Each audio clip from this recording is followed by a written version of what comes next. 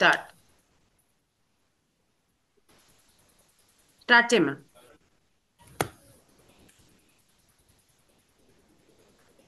Start చేయమా Manvitha. Start చేయనా?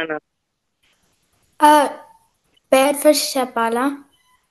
Self introduction చెప్పు. My name is. అవును. My name is Manvisa. I'm in 4th grade. My father's name is Mallikarjuna. My mother's name is Gayatri. Today I'll be your Bhagavad Gita teacher reciting. Name is also. My Bhagavad Gita teacher name is Anuradha ma'am. Start And చేయనా? I'll be saying 16th chapter. Okay మా start. ॐ श्री परमात्मने नमः। अथ षोडशोऽध्यायः दैवासुरसम्पद्विभागयोगः। श्रीभगवानुवाच अभयं सत्त्वसंशुद्धिः ज्ञानयोगव्यवस्थितिः दानं दमश्च यज्ञश्च स्वाध्यायस्तप आर्जवम् अहिंसा सत्यमक्रोधः त्यागशान्तिरपैशुनं तया भूतेष्वलोलुप्त्वं मार्दवं ह्रीरचापलं तेजः क्षमा धृतिश्शासम् अद्रोहो नातिमानिता भवन्ति सम्पदं दैवीम् अभिजातस्य भारत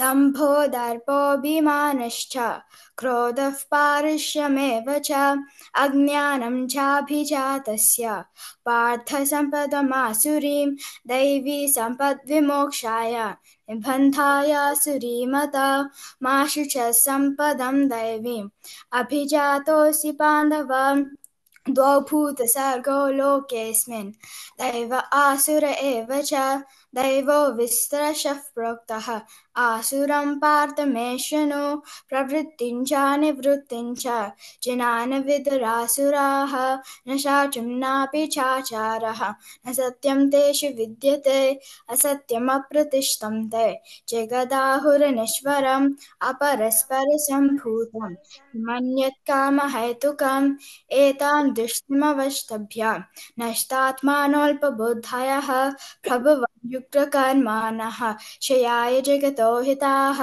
काममाश्रित्य दुष्पूरं दम्भमानमदान्विताः मोहात् गृहीत्वा सद्ग्राहान् प्रवर्तन्ते शुचिव्रताः चिन्तामपरिमेयाञ्च प्रलयान्तामुपाश्रिताः कामोपभोगपरमाः एतावदिति निश्चिताः आशापाशुषितार्बधाः कामक्रोधपरायणाः ईहन्ते कामभोगार्थम् अन्यायेनार्थसञ्चयान् इदमद्य मया लब्धम् इमां प्राप्स्ये मनोरथम् इदमस्तीदमपि मे भविष्यति पुनर्धनम् असौ मया हतः शत्रुः हनिष्ये चापरानपि ईश्वरोऽहमहं भोगी सिद्धोऽहं बलवान् सुखी आद्योऽभिजनवानस्मि कोऽन्योऽस्ति सदृशो मया यक्षे दास्यामि मोदिष्ये इत्यज्ञानविमोहिताः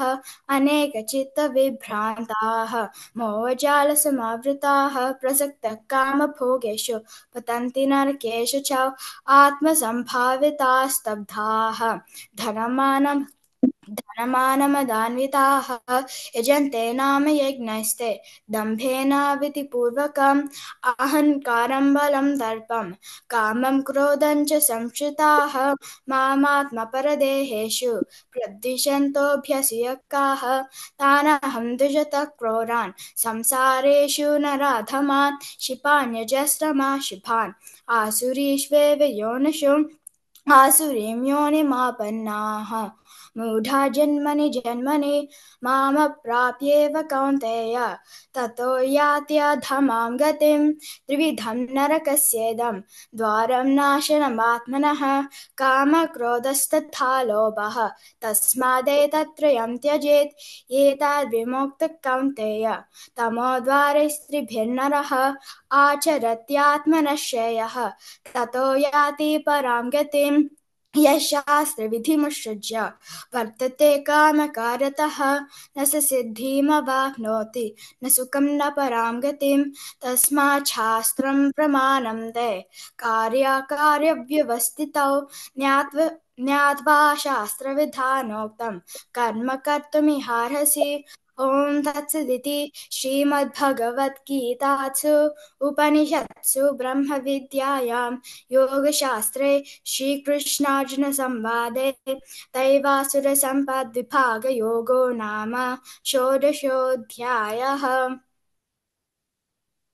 వెరీ గుడ్ నాన్న, బాగా చెప్తావు మన్విత. థ్యాంక్ యూ అండి. ఓకే, ఇక్కడ 16th లో ఒక్కటే సెకండ్ లైన్ అన్న ప్రసక్త దీర్ఘ రాలేదు, లాంగ్ లెటర్ అది.